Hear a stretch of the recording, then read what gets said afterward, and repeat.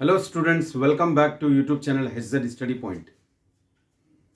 जैसा कि हमने पिछले वीडियोस में सिमिलर ट्राइंगल्स का एक्सरसाइज 8.1 में थर्ड क्वेश्चन किया था। इस वीडियो में हम 8.1 का फोर्थ क्वेश्चन करने वाले हैं।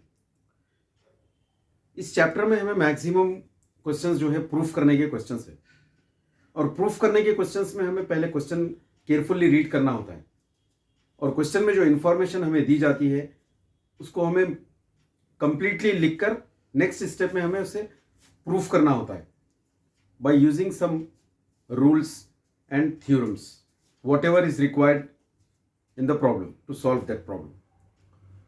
तो आइए स्टार्ट करते हैं फोर्थ क्वेश्चन। देखिए, आप क्वेश्चन पे read carefully. Prove that a line drawn through the mid point of a side of a triangle parallel to another side bisect the third side. इस क्वेश्चन में हमें इंफॉर्मेशन दी गई है कि कोई भी एक ट्राइंगल में अगर आप एक साइड मिड पॉइंट से अगर लाइन ड्रॉ करेंगे तो थर्ड साइड पे वो बाइसेक्ट करेगी। बाइसेक्ट मीन्स इक्वली डिवाइड करेगी इसको, वो भी मिड पॉइंट होगा। तो आइए, हमें प्रूफ करने के लिए फर्स्ट हमें गिवन लिखना होता है। गिवन इंफॉर्मेशन, हमें गिवन इंफॉर्मेशन है कि line drawn through the mid point. उसके लिए हमें पहले ट्राइंगल उतारना पड़ेगा। इन ट्राइंगल ABC एज्यूम कर लीजिए D जो मिड पॉइंट है, D is the mid point.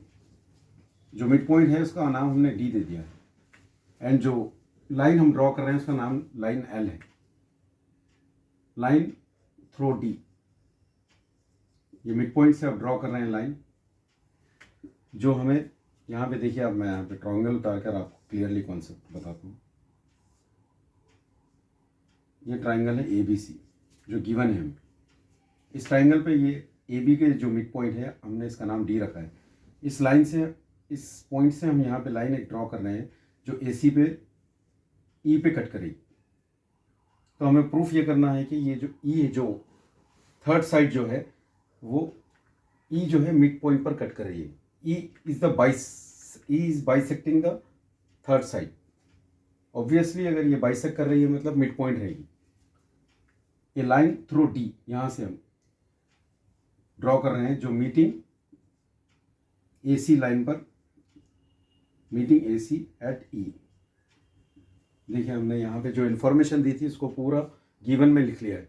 क्या क्या हमें दिया गया था इन्फॉर्मेशन। एक ट्राइंगल दिया गया था, और उसमें हमें कहा गया था कि अगर ट्राइंगल में अगर हम एक साइड से मिड पॉइंट से अगर हम लाइन ड्रॉ कर रहे हैं तो वो जो दूसरे साइड पर जाकर मिड पॉइंट पर कट करेगी।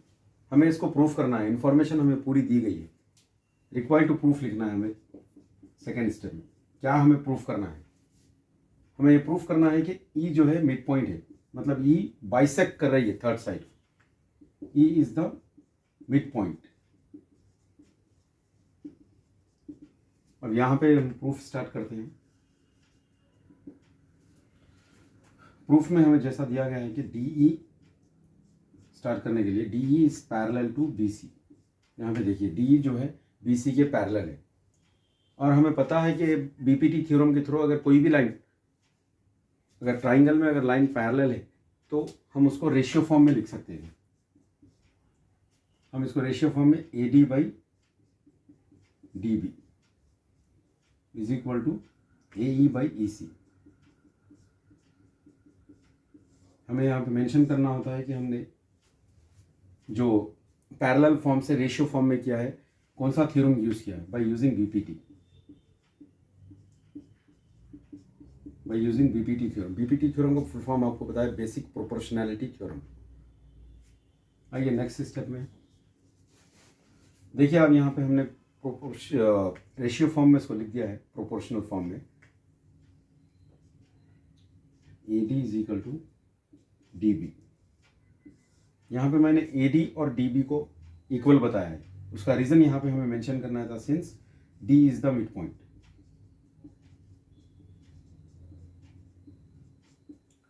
D अगर मिड पॉइंट है इसका, तो ये A से D तक एंड D से B तक जो डिस्टेंस होगा सेम होगा।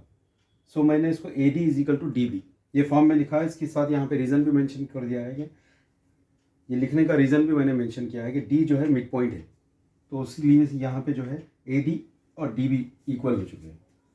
अब नेक्स्ट सिस्टम में देखिए, ये इक्वेशन को मैं कैसे लिख सकता हूँ, अगर नेक्स्ट AD बाई AB, क्योंकि AD and DB is equal, that's why I am writing AD by AD, AE by EC। अब देखिए यहाँ पे अगर आप AD को कट करेंगे तो यहाँ पे 1 बचेगा, 1 is equal to AE by EC। यहाँ पे आप क्रॉस मल्टीप्लाई करिए इसको तो हमें आएगा AE is equal to EC। यहाँ पे क्रॉस मल्टीप्लाई करने के बाद AE by EC mean E जो है मिड पॉइंट है इसका,